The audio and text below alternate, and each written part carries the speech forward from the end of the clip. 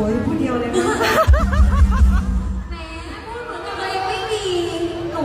just แฟนมีแฟนขนาดไม่ boyfriend จริงเหรอเราจริงๆเป็นคนที่ติดแฟนไหมก็ถ้าอยู่ด้วยกันก็จะแบบเฮ้ยเห็นอยู่เหมือนไปต่างประเทศก็ต้องตามไปอะไรอย่างเงี้ยเห็นข่าวดูเขาทนแรงขึ้นถึงไม่ไหว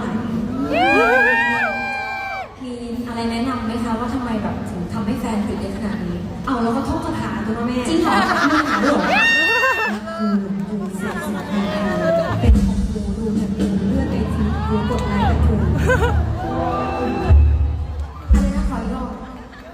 รักกูอ่ะรักกูหลงกูเสพสุข